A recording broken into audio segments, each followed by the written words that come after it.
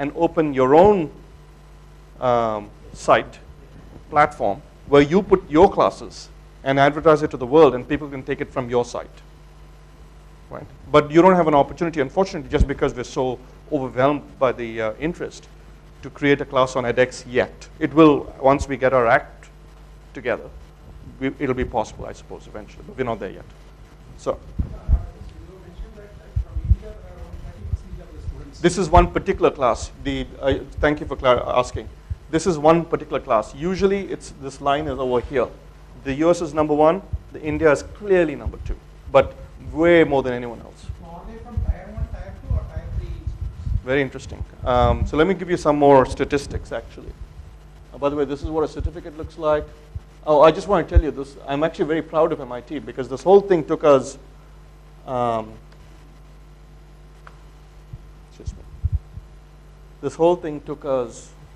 doesn't like me, okay, 15 months, right? And we have about 1 million students enrolled. This is a typo. This is not educated. 15 months. Okay, so we moved pretty fast. Oh, you started there, now it's 15. It's 15 months since we started. I thought it was a preparation. Sorry? Preparation must have been much. Believe it or not, the preparation is 3 months. Yeah, because once we decided, we just moved. You know, I come from the technology world. I just want to tell you something, okay? I come from the technology world. I've done many startup companies. I've developed many technologies. The pace at which things move today is blinding. Blinding. 3 months. And we've already reached, actually it's 192 countries. So I just want to show you some data, by the way, and then I'll come back to your question. This is also used by more than 1,000 MIT students have used this. These are the courses as of this fall. So this is Esther Duflo's class. Do they come to the class and fox the teacher by asking questions based on the MOOC rather than on the class that he's teaching? And that's a challenge that I have to face every day, and I'm ready for it. That's a great challenge to have. Right? So we have about 306,000 students this semester. By the way, female students, out of the enrolled, we have about 25% female. Now here's the amazing statistic I want to show you, coming back to your question. Most of the students who are taking the courses today are not in Tier 1, Tier 2, Tier 3. They're not college students. They're older students. And here's the other thing. When they join, the average age is 29. When they 29. When they graduate, it's 31. It doesn't mean that they aged by 2 years, okay? It means that the younger students dropped out.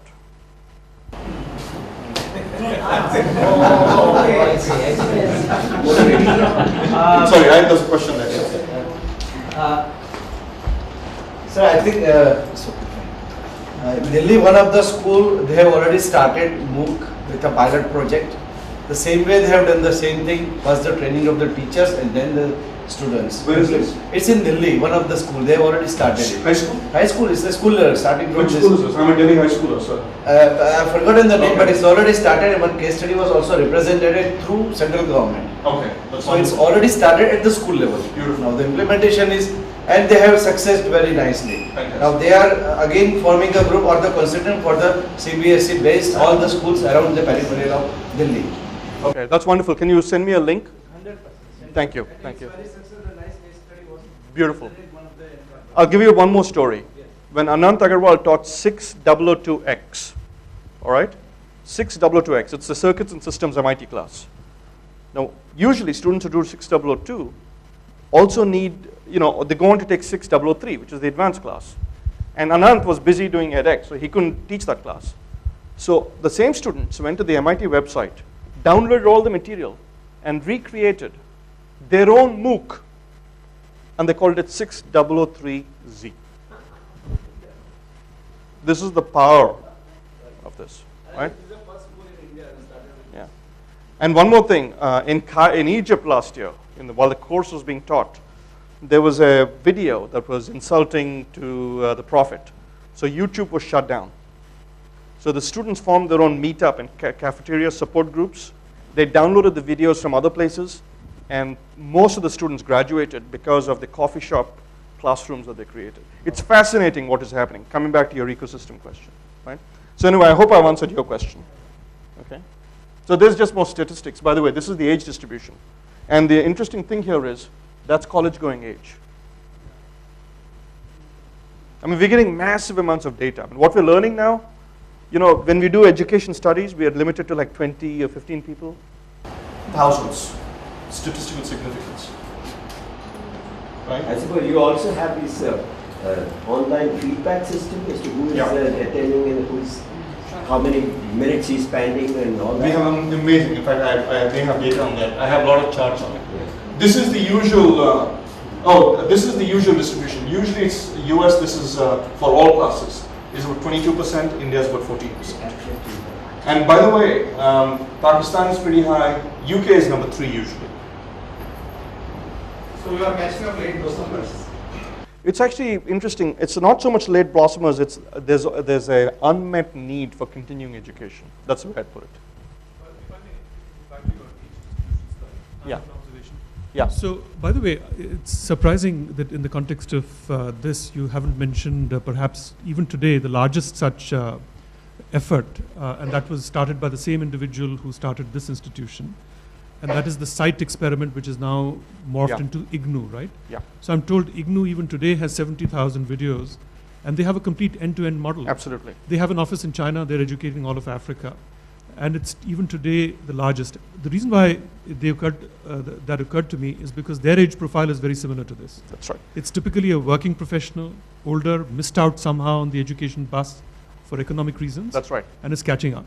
Yeah. So would you like to comment on that? Yeah. And also on what might be some lessons that could be learned in both directions, given that IIM-A has been going on for several decades. Right. And even today educates millions and millions of people worldwide. No, it's a great question. Actually, even more than IIM-A, there's another example, which is Open University, which is founded in the UK in 1964. And I sat down with one of the presidents, Sir John Daniel, recently. But IIM-A is a spectacular success. It's not just in terms of people educated, but frankly, outreach from India, right? I mean, the number of people I meet in Africa who are educated by IIM-A is, competes only with the number of people who know of India because of Amitabh Bachchan, right? So it's a great success. But having said that, remember I said in the beginning, online education is an 80-year-old business. The BBC was actually formed for online education in 1924. So online education is not new. What is new is this automatic grading, massive, et cetera, et cetera. Now, what we've learned from them is that there is great hunger. But we weren't targeting the same audience. When we started, we were targeting this audience, right? And we ended up, to your point, picking up the same audience that IIM-A ended up with. But what I want to say now is we are now going after this in a much more concerted way. And the way we're doing it is by forming partnerships with universities. So for example, San Jose State University licensed one of our classes for this age group. So what they do is they get the class and they flip the classroom. And they did an experiment where they took 3 sections. 2 were run in the traditional way, and the third they flipped, where they used this material and the professors became coaches. And in that experiment, it's not really an experiment because there's no control, et cetera, et cetera. It's an anecdotal piece of evidence. But still, in that, the number of students receiving C grade or worse dropped in the control experiment from 30% to 9%, right? And it's if you think about it, it's obvious because people are getting individual attention, right? So that's the model in which we want to use it. Now, IIM-A is also used in also Open University in the format that a professor is giving a lecture and they cut to some material from IIM-A or from Open University to kind of bolster their case. So it's co-teaching, right? So it's a slightly different model, but I think that's a very relevant example. By the way, one of the things I want to show you here is this is active students and enrolled students. And so you can see that the active students, the population shifts to the right, right? And so using what I just told you, which is embedding online education inside the university, we're hoping to impact more and more students in this age group. What else? So this is the age distribution. This is the education level. It's very interesting. So this is the highest degree the student already has. So what this means is this is a person who already has a bachelor's degree. That's the largest population. These are students who have finished high school, are in college. This is the second largest. This is students who have a professional degree, third largest, right? So it's helping in augmenting learning rather than just getting the first round. Yeah, so it's like horses for courses. Different people are coming to this for different reasons.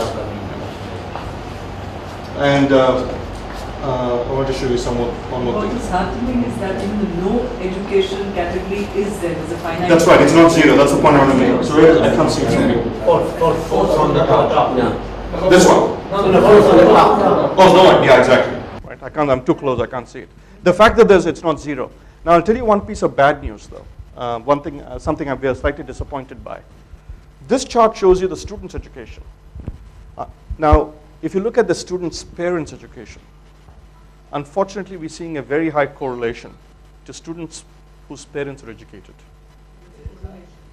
Strong correlation to students' parents' education level. That's a little unfortunate because really, if this makes an impact, it needs to make an impact to first generation. Yeah, it's access to internet. No, I'm talking about success rate. I'm not talking about enrollees. I'm talking about success rate. I'm talking about success rate. Students whose parents are educated have a higher success rate than students whose parents are not educated. It's very interesting. There's a question. That is something that's found. I mean, there was, for example, a study, annual survey of education report, which was carried out by Pratham. Right. And you found that the achievement levels in Bihar were higher than those in Karnataka. This is about 4 or 5 years back, which seemed a little counterintuitive. The reason is that Karnataka was near universal in primary. So you had first generation kids coming to school. So this is the challenge of massification, as Philip Altbach calls it. That's so interesting. That's a kind of a perverse. That's at the primary yeah. level, so you're seeing the same thing manifest. Right. We're seeing the same thing. So it's not a surprise in some way. I think you had a question, Mariana, and then you had a question. We'll go there first, yeah. When I see all this, I still think it's quite exclusive. Like Yeah. you don't have local languages. Not, for example, if I'm German and don't speak English, I can't attend. Then you need good internet, broadband, or I don't know, to probably do the classes. I don't know how much internet speed you need to do this. So what are you going to do about that? Is there any idea behind that? Well, we've done a lot, so we'll keep doing it. Namaste. As Just of to make it more international, or to make it more, Yeah. like if you want to have also more universities participate in Germany, there are a lot of universities that don't offer English classes, or the professors even don't teach in English. Right. So how to get them? So there's only, I really frankly mean, there's only so much one institution can do, right? But what we will do is, as of this fall, we will support internationalization. Okay. So when you watch a edX video, you watch the video, but you also have a transcript, so you can read. By the way, most students watch videos at 1.5x speed. And then they read the transcript. Some students just read the transcript. It's very interesting. You can see what different students do. So both those things will support internationalization. And we just signed on China. Yeah. And by the way, if you go to edX, you'll find you do the same thing. You'll be surprised how boring we are. Okay.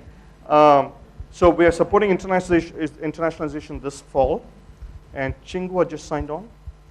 And we have a lot of demand from Spanish-speaking countries to translate to Spanish. So I suspect we'll see our first translations this, so this 2013, 2014, I'd say mid-2014, we'll see our first internationalization, number one. Our competitor, it's not really a competitor, we're not for profit, but Coursera is for profit. They've done a couple of experiments in foreign languages to English already, too. But the deeper question, which is, can we reach demographics that have been hard to reach? It's hard for us to do it. That's got to come from a national effort. Well, I mean, there's only so much we can do, right? So we don't have a question. We don't have an answer to that question, and that's why I'm surfacing it here. I'm telling you that with our what little marketing we did, we're reaching mostly students who have access not just to the internet, but to parents who can, encourage them. So that is a deeper question, and that's what we need to do. That's why I'm going around India talking about this. Right, I'm going to Africa next. What about vocational education? That's a big demand in India. What are your thoughts on this and this system? So in our work with community colleges in the United States, we are trying to layer have a two-layer approach where MIT and the kind of the elite schools, the higher ed schools develop a high-level, survey, and the vocational schools, the community colleges, develop plugins that address their needs.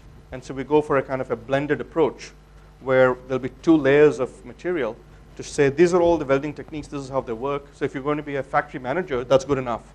But then here's how you use this electric rod, this is the voltage you should be using, plugs in depending on the material. So that's the vocational material that is going to come from community colleges. So I referred to community colleges earlier.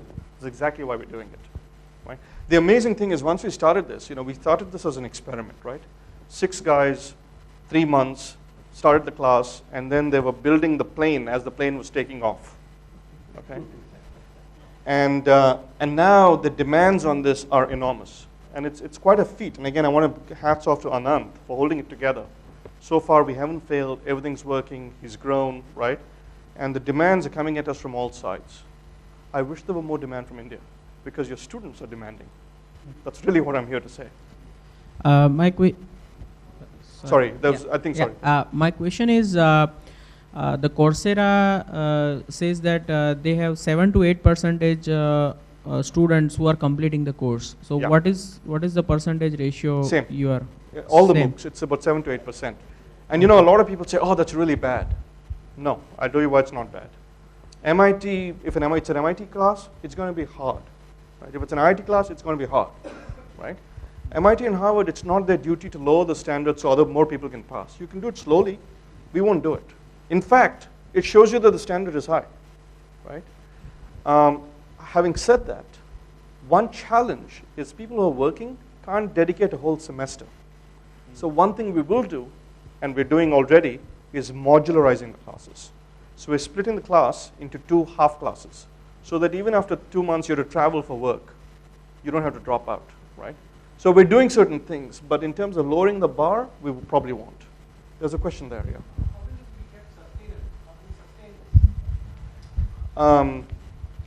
I'm very proud of both MIT and Harvard. They just threw the money in saying, let's do it because it's good. And they haven't figured out a sustainability. Okay, the plane's taken off. We haven't figured out how we're going to put gas in it. But so far, we've already had some generous donors. But my view is, eventually, when a university wants to use this material, they'll have to pay for it.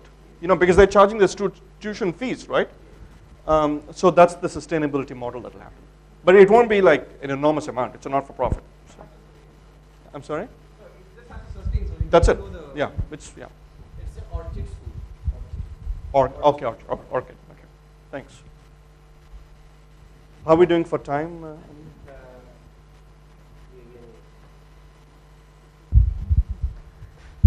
We could go on. I mean, the kind of interest that is there in the audience here implies that you are not very keen to have lunch, and you could have the food, thought for food rather than food for thought today, which is a wonderful feeling for any speaker. So thank you so much, Sanjay. We are grateful for your presence today, and I'm sure there will be response, at least from our side. Great. Thank you so much. Thank you very much.